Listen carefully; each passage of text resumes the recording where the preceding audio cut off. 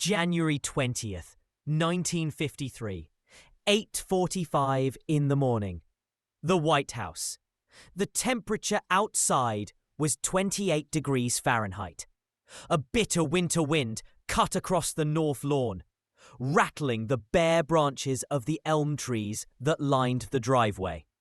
President Harry Truman stood at the window of the Oval Office, his hands clasped behind his back, jaw tight.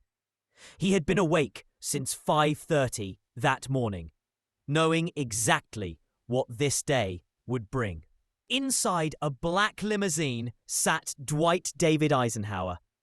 In less than 4 hours, he would become the 34th President of the United States.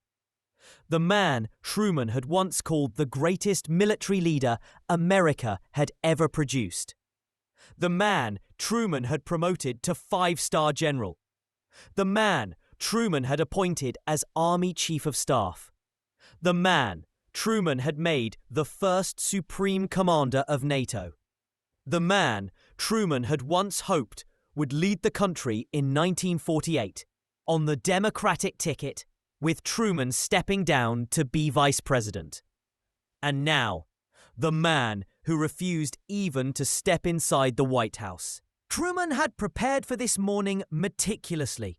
Coffee, the kind Eisenhower liked. Light refreshments in the Blue Room. 30 minutes set aside for a private conversation before they left for the Capitol. A moment of civility. A tradition stretching back generations. Every incoming president since William Howard Taft had at least briefly visited the outgoing president. A gesture of respect. A recognition that the office was bigger than any one man. But Eisenhower remained in the car. The door did not open. White House staff were confused. The ushers didn't know whether to step outside or wait. Minutes ticked by. 8:46, 8:47, 8:48. J.B. West, the head usher, watched quietly. He had served the White House for years, seen difficult transitions, but never anything like this. CBS correspondent Eric Seidey stood with other reporters on the lawn, sensing the tension. Secret Service agents shifted uncomfortably.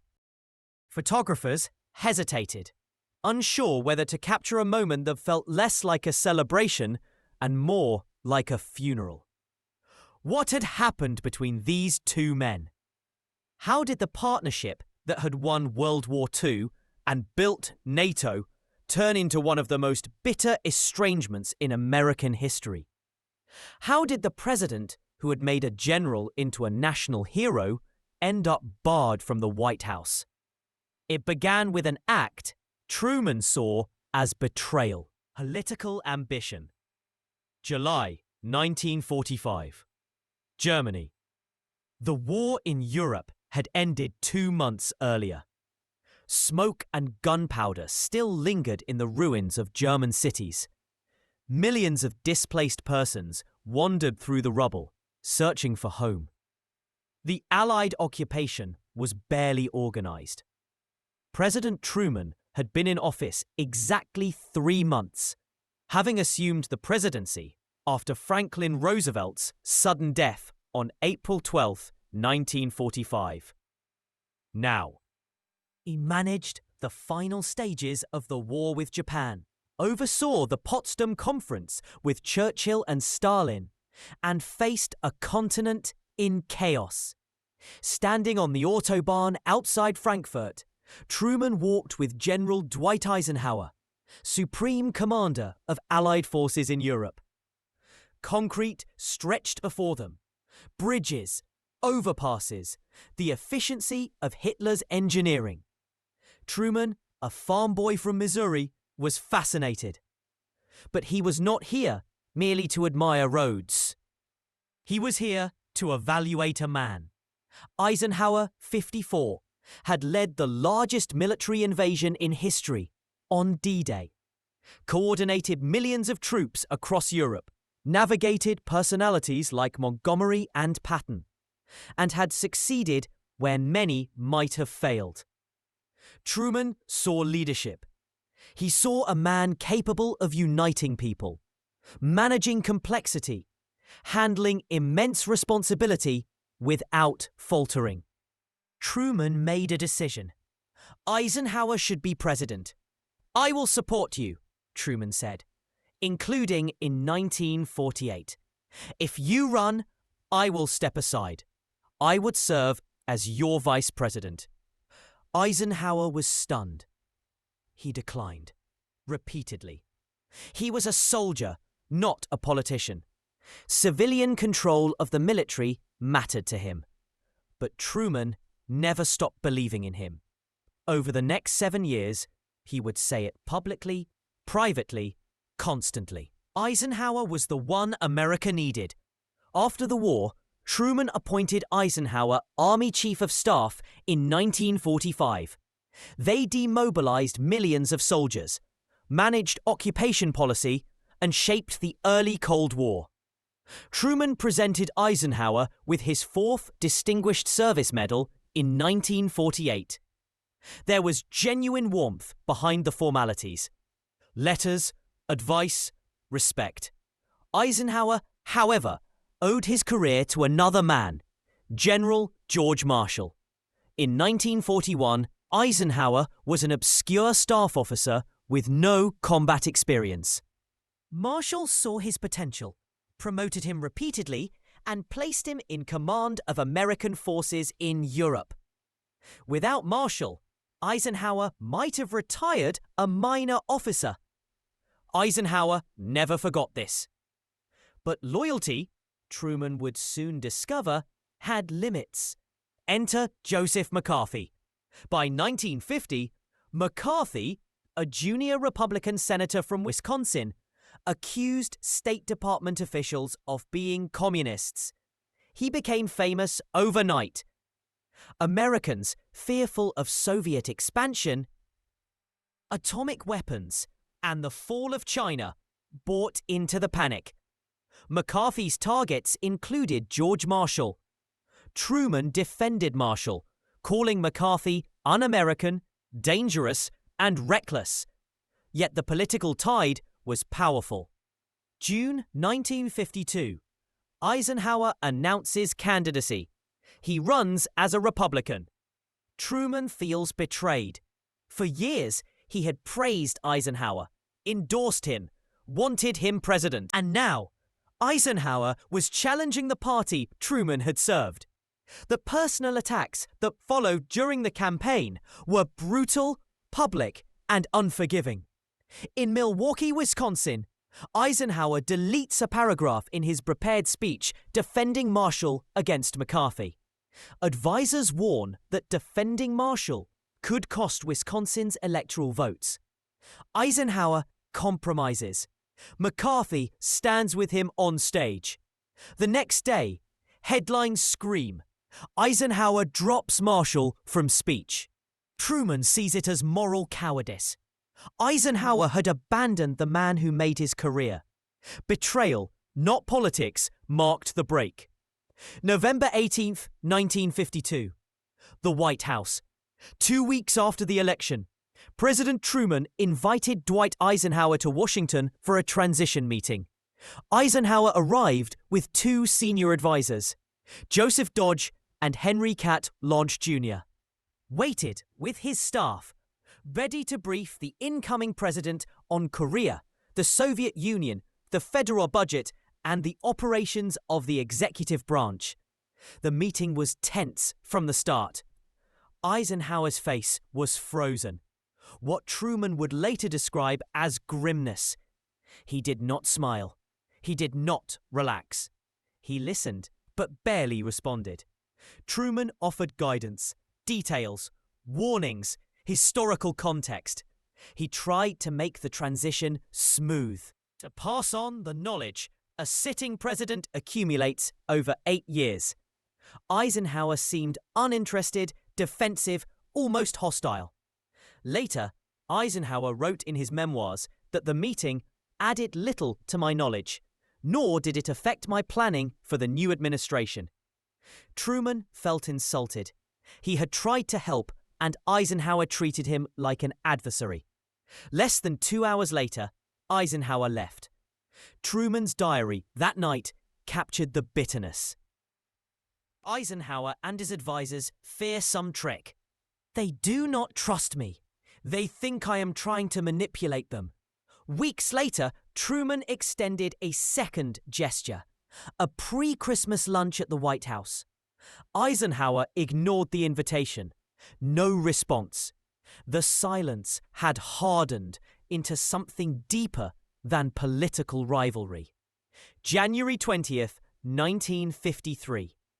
Inauguration Day. Eisenhower made a deliberate choice. A Hamburg hat instead of the traditional silk top hat. A small, seemingly trivial act, but it was symbolic. Truman learned of it through the newspapers. Petty but pointed. Eisenhower would do things his way. The White House entrance became another battleground. At 8:45 a.m., the Eisenhowers arrived. The Secret Service opened the car door. Dwight and Mamie Eisenhower stayed inside. Truman, prepared to welcome them with coffee and a warm greeting, waited. The door stayed closed. Minutes passed. Truman gave up, walked outside, and entered the car. The 12-minute drive to the Capitol was agonizing. They barely spoke. Eisenhower stared out the window. Truman tried conversation. Nothing worked. At one point, Eisenhower asked who had arranged for his son, John Eisenhower, to return from Korea. Truman admitted he had done it. It seemed the right thing. John should witness his father's swearing in. Eisenhower offered no acknowledgement, no thanks, just silence. At the Capitol, Chief Justice Fred Vinson administered the oath. Dwight Eisenhower became the 34th president. He delivered an inaugural address on America's responsibility to lead the free world.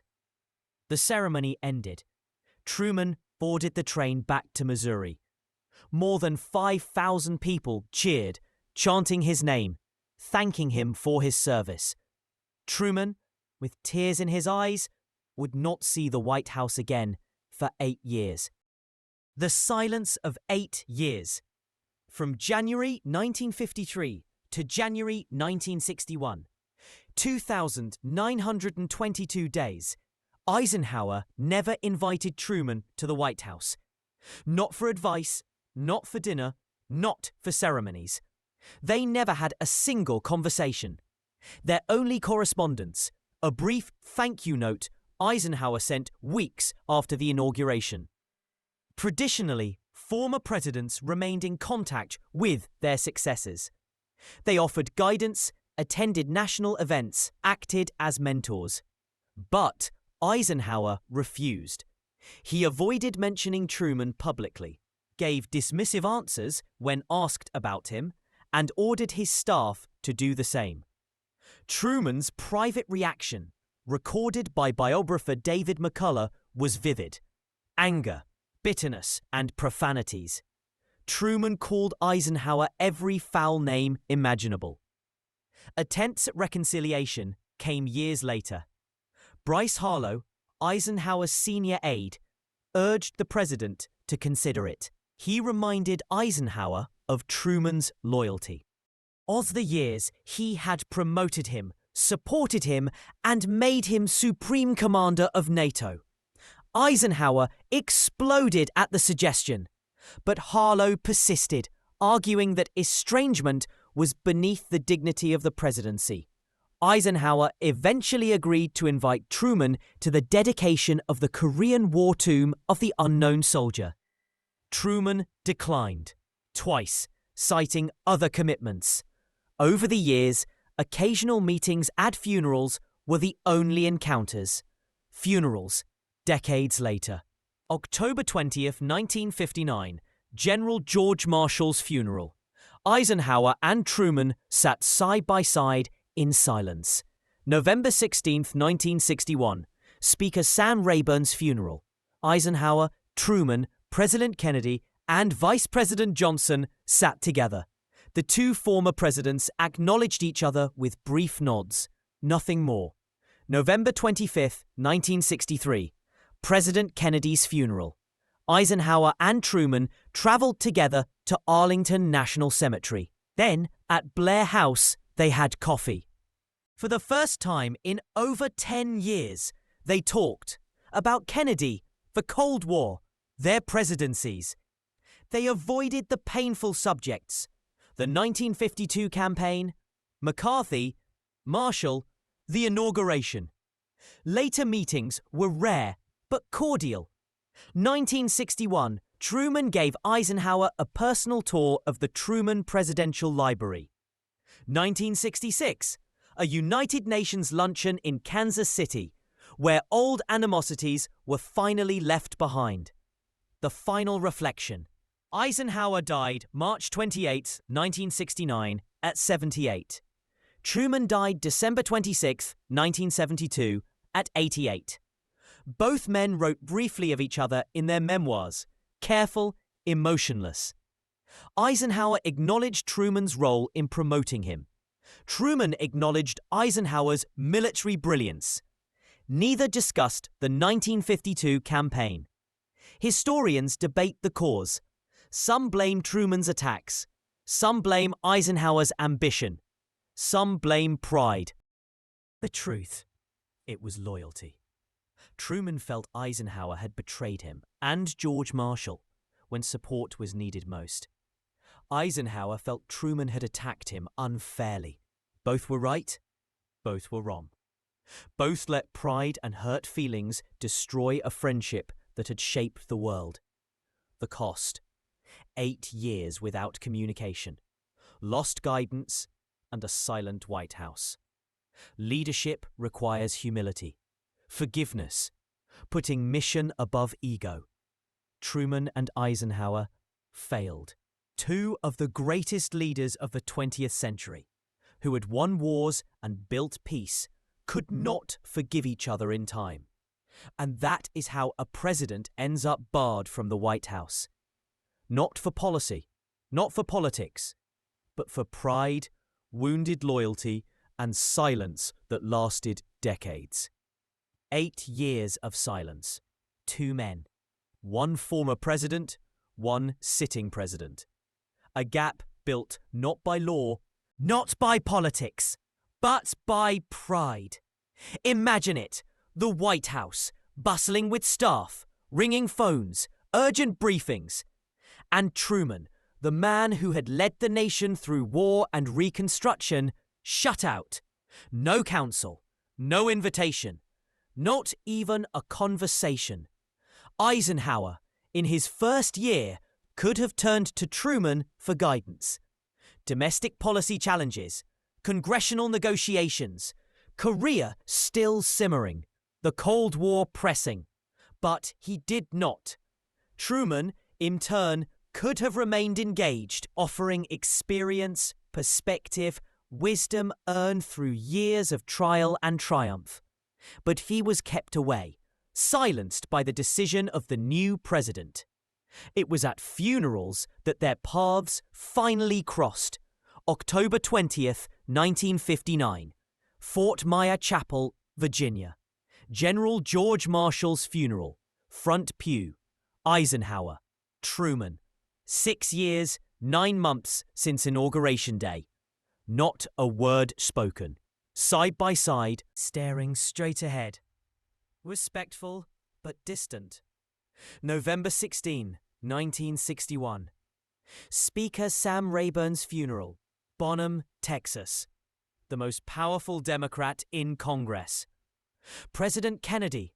Vice President Johnson. Former Presidents Eisenhower and Truman. All together. Again, silence. Brief nods. Acknowledge each other. That was it. And then, November 25th, 1963. Kennedy's funeral. The nation weeping.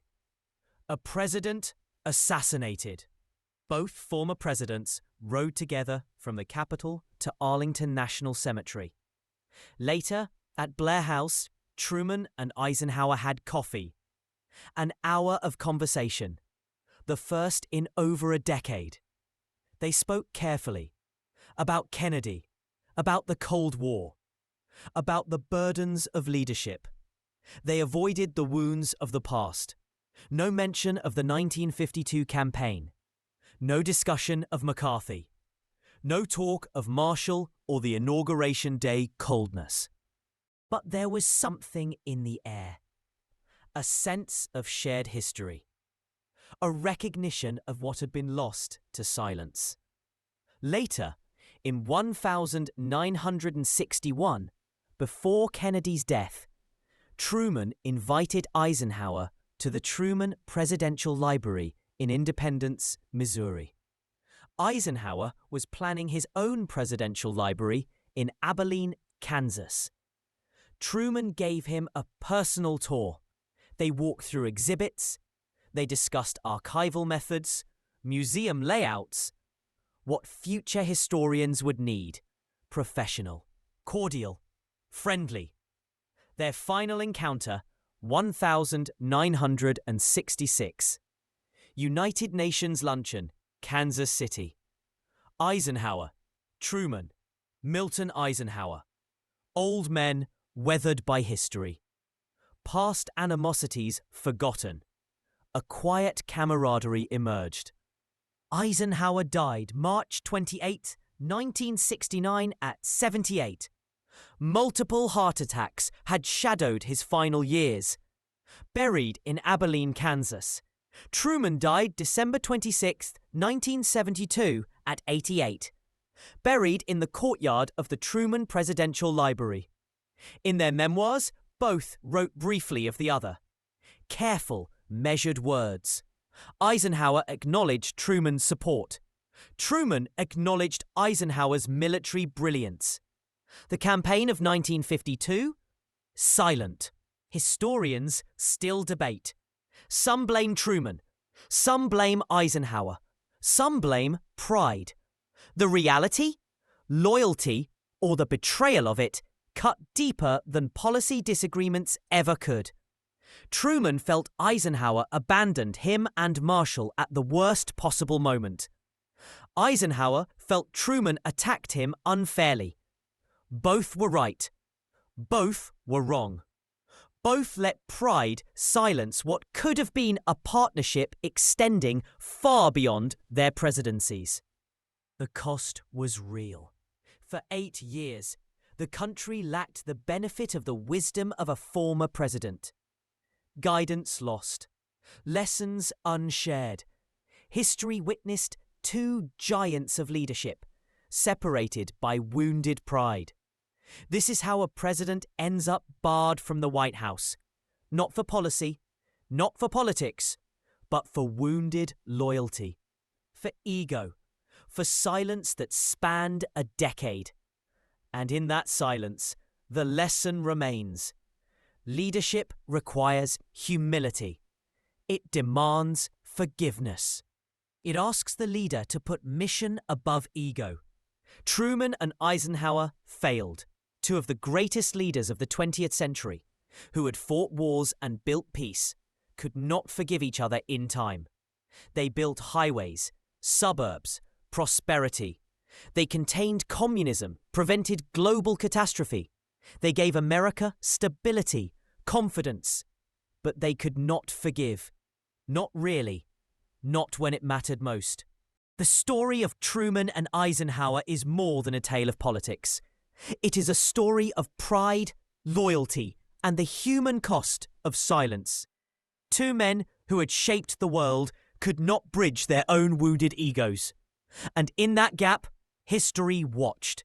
Lessons left unspoken. Guidance left untapped. Leadership is not just about victories or policies. It is about humility. It is about forgiveness. It is about recognizing that even the greatest among us can be wrong, and that reconciliation is sometimes the greatest strength of all. If this story moved you, if it reminded you that even giants of history are human, take a moment to like this video. Subscribe to our channel to uncover more untold stories from American history. Stories of courage, of mistakes, and of lessons that still matter today. And we want to hear from you. Leave a comment below and tell us where you are watching from. Join our community of history enthusiasts, students, and veterans. Together, we keep these stories alive, and we learn from them. Thank you for watching. Every chapter matters. Every story teaches.